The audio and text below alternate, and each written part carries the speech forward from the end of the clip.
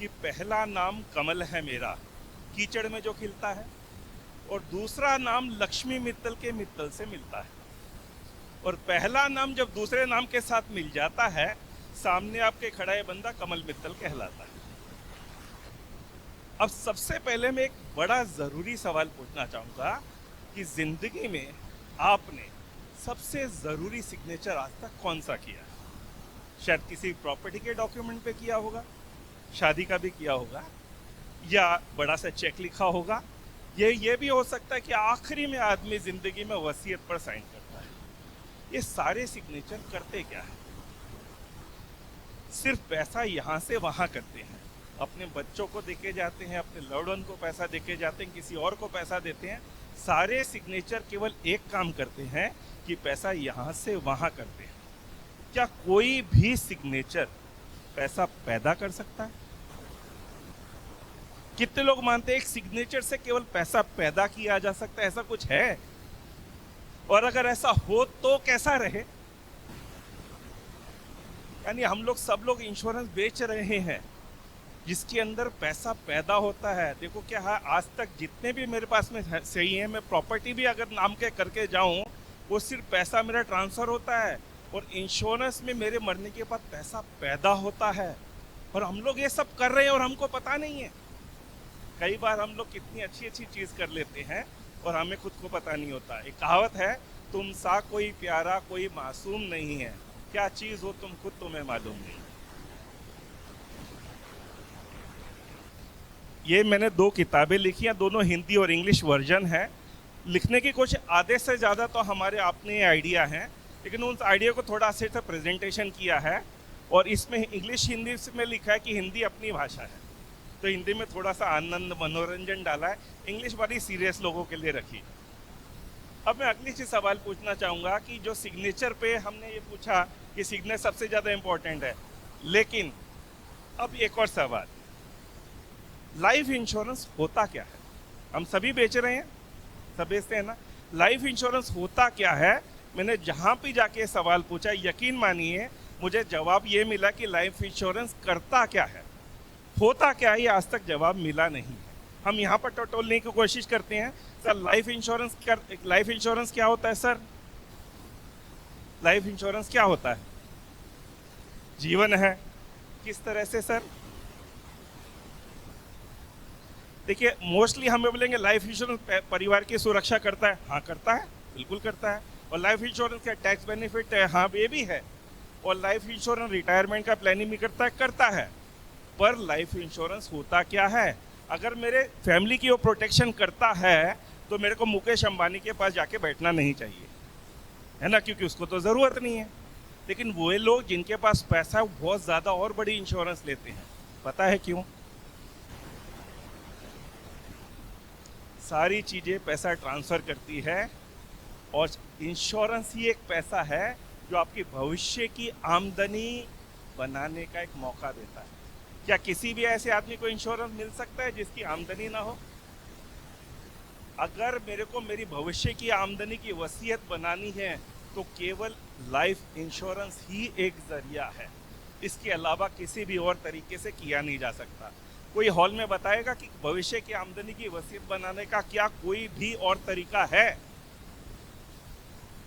एक बार एक ब्रांच के, मेरी एलआईसी की ब्रांच के नीचे एक केले वाला बैठा हुआ था। तो मेरी आदत है, कहीं पर भी जाता हूँ मैं लोगों से बात करता हूँ। तो मैंने उनको बोला, यार आजकल केले का कैसा बिजनेस है? बोले यार आजकल केला इतना महंगा हो गया कि केला कोई खरीदता ही नहीं है। मैं बोला अच्छा। बोला ज़रा 1 मिनट खड़े होंगे? बोला आप चारों तरफ बाजार में नज़र दौड़ाओ कि आपको केले से सस्ता कोई नज़र आ रहा है क्या? तो इंश्योरेंस एक ऐसा चीज़ है जिट will of your future income. क्या किसी भी और तरीके से किया जा सकता है? नहीं। लेकिन उसके बावजूद हम फिक्स डिपॉजिट लेते हैं, उसका ऑप्शन है, क्या है? पीपीएफ कर लो, पीपीएफ का ऑप्शन है एपीएफ कर लो, इक्विटी का ऑप्शन है म्यूचुअल फंड कर लो। लाइफ इंश्योरेंस का क्या ऑप्शन है? सिर्फ एक ही प्रोडक्ट ऐसा है जो ये काम कर सकता है, लेकिन उसके बावजूद हमको उस पर कॉन्फिडेंस नहीं है। ये वही केले वाला है जिसकी मैं बात कर रहा था। लोग जो हैं बोलते हैं इंश्योरेंस को ना बोलते हैं। मैं पूछना था, लोग इंश्योरेंस को ना बोलते हैं या आपको ना बोलते हैं? अगर इंश्योरेंस को ना बोलते हैं तो वॉरियर से क्यों फटाक से पॉलिसियां लेकर के आ जाते हैं? लोग अगर कंपनी को ना बोलते कि मैं श्री राम की नहीं बेच पाऊंगा एलआईसी की, तो एलआईसी एजेंट को बुला करके वॉरियर साहब के क्लाइंट के सामने बैठा दो और फिर बाद में कंपटीशन करो कि एलआईसी का एजेंट प्रीमियम लेके आता है कि वॉरियर साहब प्रीमियम लेके आते हैं। तो लोग खरीदते हैं आपकी पर्सनैलिटी को। अगर आप ढंग से सही बात करोगे तो लोग खरीदेंगे।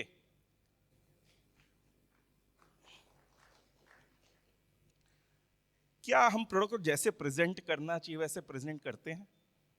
अगर करेंगे तो जवाब मिलेगा। अगर हम सचमुच लोगों की जिंदगी में कुछ कंट्रीब्यूशन करने जाएं, किसी को अपनी बात से फायदा नजर आता है, तो आदमी मना क्यों करेगा? अब ये चीज है कि मैं थोड़ा सा मेरे बारे में बता देता हूं कि मैं क्या करता हूं। मैंने 1919 में लाइफ इंश्योरेंस की एजेंसी ली। मेरे फादर ने मेरे को घर से बाहर निकाल दिया। बोलते कोई देखेगा मित्तल जी का लड़का इंश्योरेंस बेच रहा है, क्या बोलेगा? लेकिन 3 साल के अंदर आई प्रूव्ड हिम रॉन्ग कि उनको ये बोलना था कि यहाँ पर लोग पैसा बहुत मांगते हैं, तो 5,000 रुपया महीना भी नहीं कमा पाएगा। That is what my own father told me. भगवान की दुआ से 4.5 साल में 2004 जुलाई में मैंने मेरा फाइनेंशियल रिटायरमेंट ले लिया था। Thrice I qualified for $1 million round table. उसके बाद में मुझे काम करने की ज़रूरत नहीं है। I was working for fun. मैंने उसके बाद में बहुत इनोवेटिव तरीके किए। आई सोल्ड प्रॉपर्टी मैंने ऐसे बेची कि मैं फ्री में जाके लोगों को लेक्चर लेता था कि मुफ्त में मकान कैसे खरीदें। कॉर्पोरेट्स में सेशन लेता था।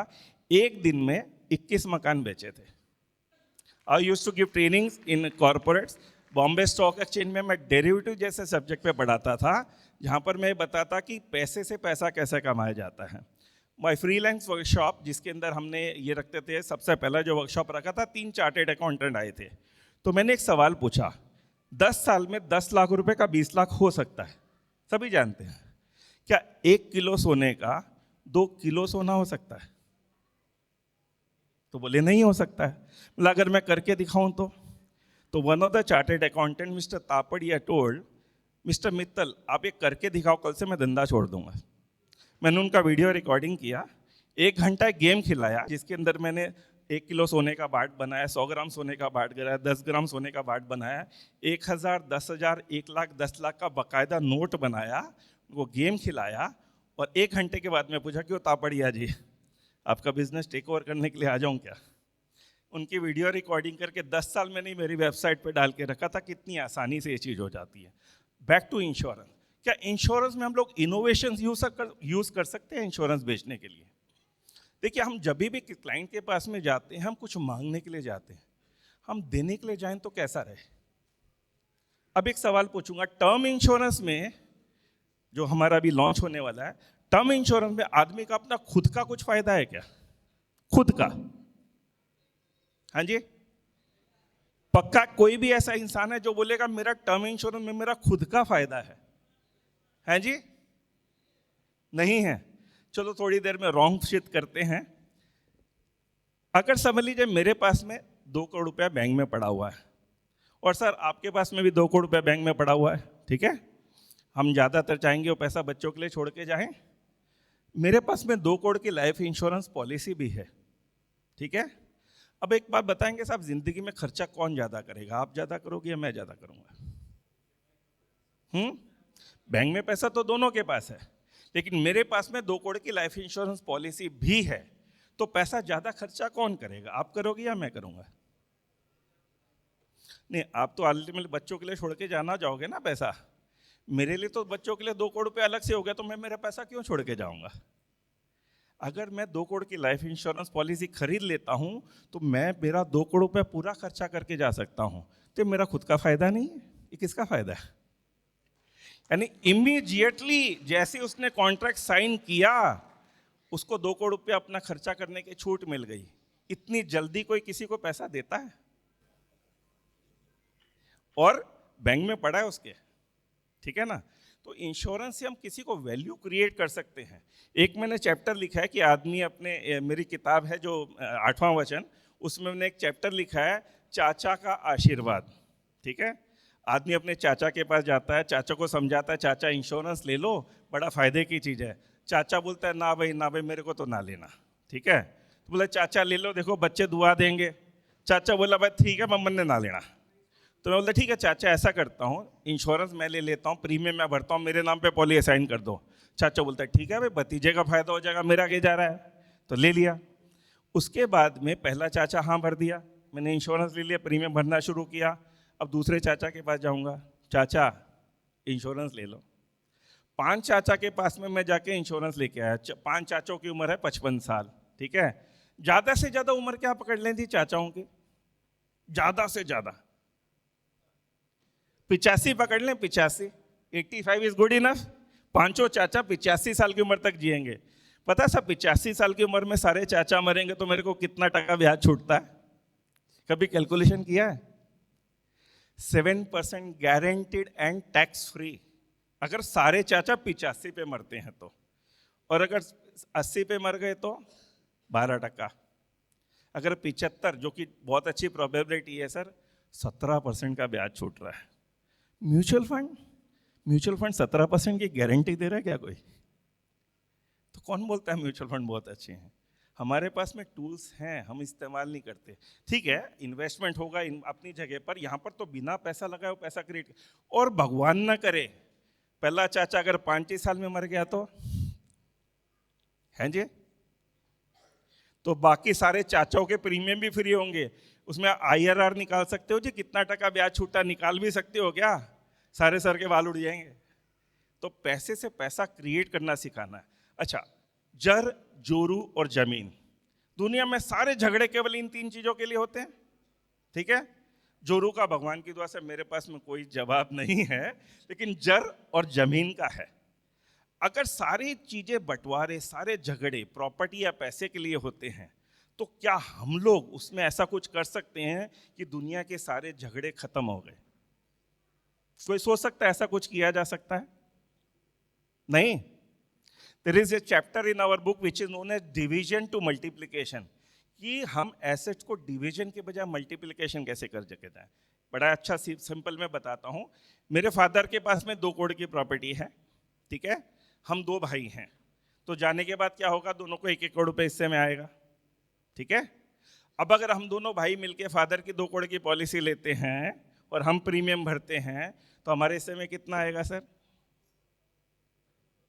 दोनों के हिस्से में 2-2 करोड़ आएगा। और हमको पैसा मिल गया, हम हमारे बच्चों के लिए नहीं करके जाएंगे? सर, हम सारे झगड़ों की जड़ को खत्म कर सकते हैं। अगर हम वैल्यू लोगों तक पहुंचाने जाएं तो बहुत कुछ किया जा सकता है। एक चैप्टर है फ्री बंगलो, मुफ्त में बंगला। उसी तरह से जैसे एक हम ये लेते हैं टर्म इंश्योरेंस का, अगर आप प्रीमियम पकड़ें, उसकी कैलकुलेशन पकड़ें, बंगला भी मुफ्त में मिल सकता है। तो हम जब भी लोगों के पास में जाएं, कुछ ना कुछ देने के लिए जाएं, तो बहुत कुछ हो सकता है। अब एक सवाल लास्ट में पूछना चाहूँगा कि ट्रेडिशनल पॉलिसी जो हम बेचते हैं, उसमें हमारे को डिफिकल्टी आती है। क्यों आती है? लोग बोलते हैं कि नहीं यार ये प्रोडक्ट अच्छा नहीं है, दूसरी जगह ऑप्शन बेटर है। ज़्यादातर लोग प्रोडक्ट को, कंपनी को ना नहीं बोलते हैं, ज़्यादातर हमको बोलते हैं। मैं एक सवाल पूछना चाहता हूं कि क्या हम लोग अच्छे स्टोरी टेलर हैं? सिर्फ स्टोरी सुना करके हम इंश्योरेंस बेच सकते हैं क्या? अगर स्टोरी सही है, अच्छी तरह से सुनाई जाए तो बेचा जा सकता है। एक आदमी बोलता है कछुआ खरगोश की कहानी सुनाओ, तो बोला जी एक खरगोश था, एक कछुआ था, वो दोनों में रेस लगी और है ना वो लास्ट में कछुआ जीत गया। एक कहानी बोली गई। अब कहानी बोलने वाला कैसे बोलता था? एक जंगल में एक कछुआ था, एक बार खरगोश उसके पास आया और बोला भाई हमको रेस लगानी है। अब ये शुरुआत ऐसी है ना। तो कभी भी जब क्लाइंट के पास में जाओगे, आपका खुद का कॉन्फिडेंस होना चाहिए, तो आपके कॉन्फिडेंस से उनके पास बेच पाओगे।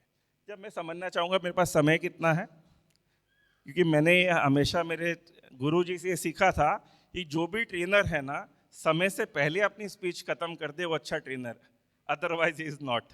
तो मैं हमेशा कभी भी ओवरशूट नहीं करना चाहता, मैं समय पर चीज खत्म करना चाहता हूँ। अच्छा, गरीब आदमी चाहता है मेरे पास पैसा हो जाए, मिडिल क्लास चाहता है कि मेरा पैसा बढ़ जाए, ठीक है। अमीर आदमी सोचता है भी ग्रोथ ठीक ठाक हो जाए। सबसे ज्यादा पैसे वाला आदमी क्या चाहता है? कभी सोचा है?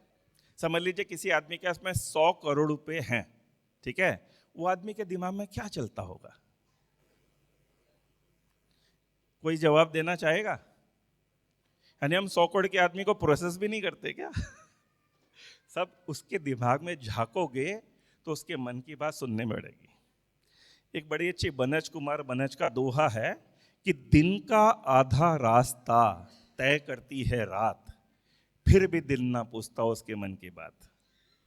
दिन मैंने रिप्रेजेंट किया इंसान को जो कमाने जा रहा है, और रात मैंने रिप्रेजेंट किया उस औरत को जो घर में काम करती है। 12 घंटा दिन चलता है तो 12 घंटा रात भी आती है, तब जाके 24 घंटे पूरे होते हैं। लेकिन क्या वाकई में हस्बैंड जो कमाता है अपनी बीवी से जाके पूछता है कि तेरे मन की सबसे बड़ी चिंता क्या है? सर, एक हाउसवाइफ की सबसे बड़ी चिंता क्या होती है? जवाब हम सबको मालूम है कि भाई मेरा हस्बैंड कल को घर पे वापस नहीं आया तो मेरा क्या होगा।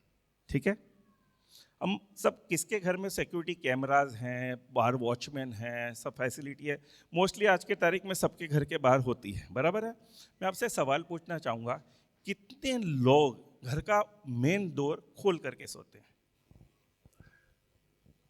मैं एक भी हाथ नहीं देख रहा हूँ। सर, जब सिक्योरिटी भी है और सीसीटीवी कैमरे भी हैं, सब कुछ है, और आपकी सोसाइटी में 10 साल से चोरी भी नहीं हुई है, क्या उसके बावजूद हम दरवाज़ा खुला रख के छोड़ते हैं? इसलिए नहीं छोड़ते हैं कि चोरी हो जाएगी, इसलिए नहीं छोड़ते हैं कि अगर दरवाज़ा खुला छोड़ दिया तो मुझे नींद नहीं आएगी। सिर्फ चिंता, यही चिंता कि एक बीवी को नहीं होती है। अपनी चिंता का हम ख्याल रखते हैं, दरवाज़ा बंद करते हैं, उसकी चिंता का दरवाज़ा कौन बंद करेगा? हम ही कर सकते हैं ना। ये सवाल हर हस्बैंड अगर बीवी से ये सवाल पूछने लग जाए कि तेरी चिंता क्या, हमको इंश्योरेंस बेचना ही नहीं पड़ेगा। ऐसी कुछ कोशिशें हमने किताब में की है, जिसमें हम ऐसी कोशिश करें कि ये किताब हम रीडर के लिए लिखी है। ज़्यादातर किताबें इंश्योरेंस बेचने के लिए होती है, ये किताब हमने रीडर के लिए लिखी है कि उनको इंश्योरेंस क्यों खरीदना चाहिए, उनसे इंश्योरेंस का क्या फ़ायदा हो सकता है। अगर सारे लोग इंश्योरेंस खरीदने लग जाएंगे ना, तो हमारे इंश्योरेंस एजेंट्स के सारे के फ़ोन बजने लग जाएंगे। मैं ऐसा करना चाहता हूँ। जो मेरे को ऑथर हैं वो इंश्योरेंस एक्चुअरी, तो आप समझते हैं, काफ़ी जानकार होते हैं। हम दोनों ने 8 महीने दिन रात एक करके किताब पूरी की, और यकीन मानिए उन्होंने मेरी नींदें हराम करके रख दी। इंश्योरेंस एक्चुअली में उनको हर चीज़ का सवाल का जवाब चाहिए। मैं चैप्टर लिखने में 5 दिन लगाता था, उसको स्क्रूटनी करते थे वो 10 दिन। लेकिन नतीजा ये हुआ, भगवान की बड़ा शुक्र रहा जो हमारे को आइडियाज़ देता है कि किताब अच्छी लिखी गई। हमारे को सबसे पहले एंडोर्समेंट मैं बताता हूँ किससे मिला। IRDA को सब जानते हैं, IRDA करती क्या है? कस्टमर के फेवर की सारी चीज़ें करती है, एजेंट्स की या कंपनी की नहीं करती है। IRDA के सबसे पहले फाउंडर चेयरमैन थे श्री ई रंगाचारी। यकीन मानिए उन्होंने पूरी किताब पढ़ने के बाद में हमारे को एंडोर्समेंट दिया, जिसमें ये लिखा है इससे सरल भाषा में किताब लिखी नहीं जा सकती, और 2 पन्ने का हैंड रिटन एंडोर्समेंट दिया। इज 85 साल की उम्र में हाथ से लिख करके 2 पन्ने का एंडोर्समेंट दिया। उससे हमारा हौसला भी बढ़ गया कि हम कुछ अच्छा काम कर रहे हैं। अब इसमें एक और चीज़ है कि एजेंट बहुत मेहनत करता है। हम लोग बहुत जगह पे मेहनत करते हैं, लेकिन कई बार क्या होता है, कस्टमर के पास में जाते हैं, हौसला टूटने लग जाता है। 4 बार 5 बार जा रहे हैं, उसको उसके भले की बात ही समझ में नहीं आ रही है, उसके बाद हमारा हौसला टूटने लग जाता है।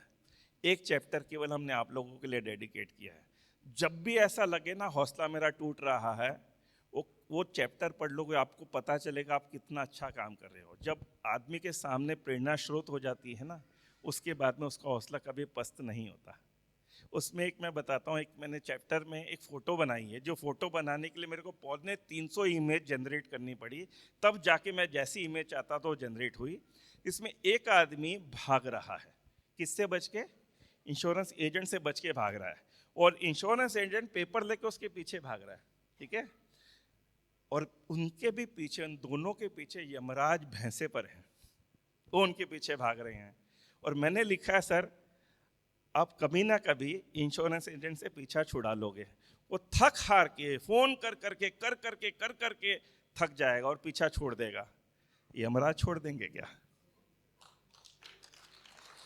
यानी कभी ना कभी ये बेचारा थक जाएगा। अच्छा, मजे की चीज मालूम है क्या? इंश्योरेंस एजेंट ने फॉलोअप कब करना शुरू किया था? जब आपने हाँ बोला था।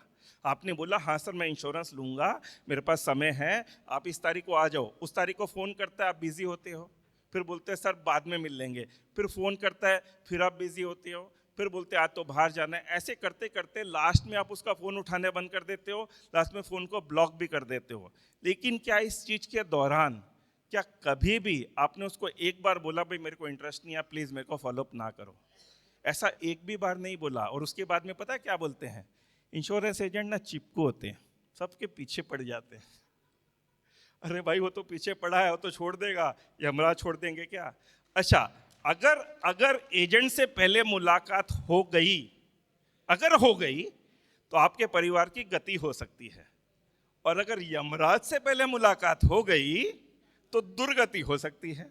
अब बताओ जी किससे पहले मिलना है?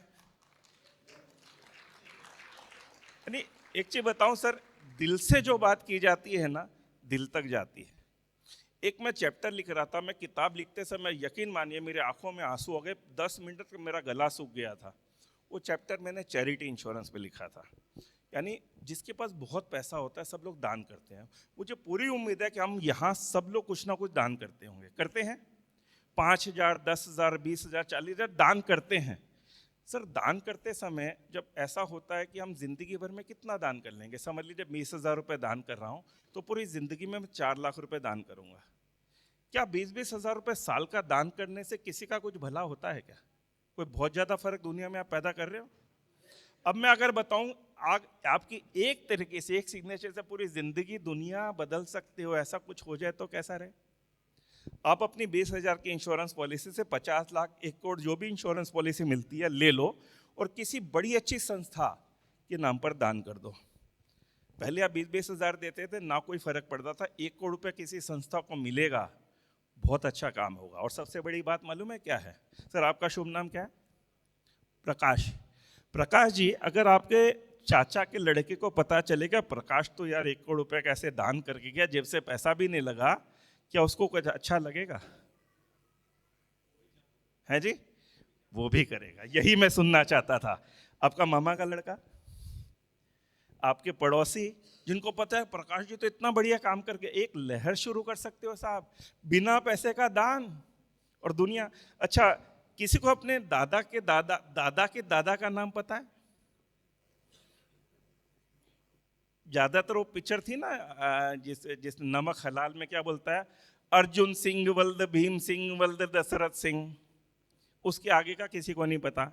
अब आपके दादा के दादा ने और उनके भी दादा ने अगर कोई स्कूल बना करके छोड़ा होता और आपको हर साल चीफ गेस्ट के रूप में बुलाया जाता, तो क्या आपको उनका नाम याद रहता?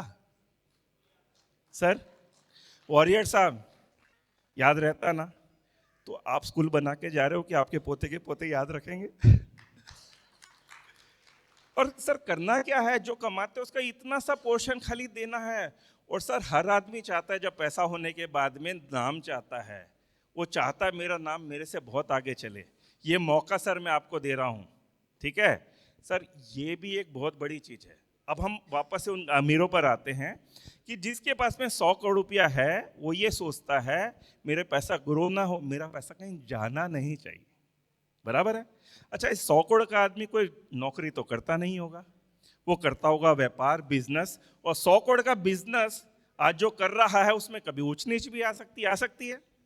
जो टॉप 100 कंपनियां दुनिया की हैं उनमें से अगले 20 साल में 40% कंपनियां साफ हो जाएंगी, उनकी जगह नई कंपनी आ जाएगी। अगले 20 साल में और 40% कंपनियां साफ हो जाएंगी, उनकी जगह और नई कंपनियां आ जाएंगी। ऐसा पहले भी होता रहा है और आगे भी होता रहेगा। तो क्या सर आपकी 100 करोड़ रुपए की कंपनी जो है वो रहेगी, इसका आपको पूरा एश्योरेंस है? अगर आपको पूरा एश्योरेंस नहीं है तो इस चीज की, इस परिस्थिति के लिए आप कर क्या रहे हो? क्या कर रहे हो ताकि ऐसी परिस्थिति अगर आ जाए तो मैं उससे बाहर कैसे निकलूं? कुछ कर रहे हो? सर मैं आपको एक ऐसी स्कीम बताता हूं जिसमें अगर आपने वो हेल्प किया और आपने वो स्कीम परचेज की तो आपके पोते के पोतों के पोतों को कभी मर्सिडीज से टोयोटा में नहीं आना पड़ेगा। अब ये स्कीम कौन सी है? हमारे पास है सर, हमारे पास है, लेकिन हमने कभी बेचा नहीं। समझ लीजिए 100 करोड़ का आदमी है, उसको जाके मैं बोलता हूँ सर 2-2 करोड़ रुपया 5 साल तो यूलिप में डाल दे, ठीक है? 5 साल।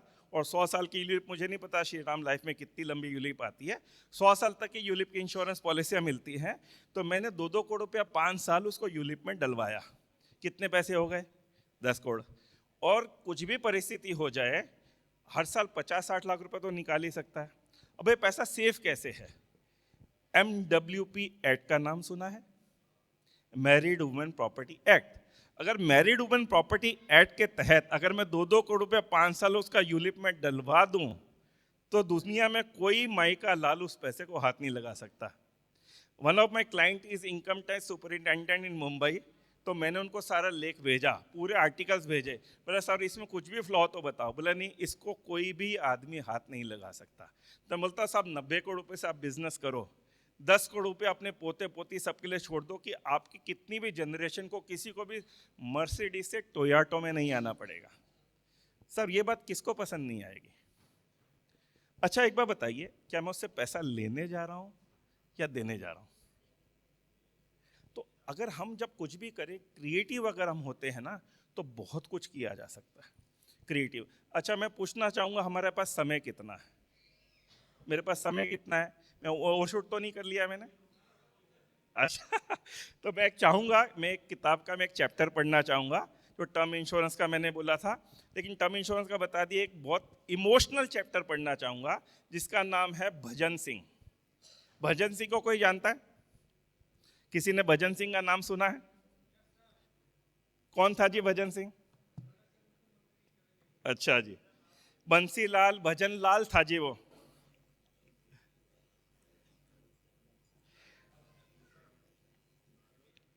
सिर्फ 5-6 मिनट लगेंगे, प्लीज बेयर विद मी।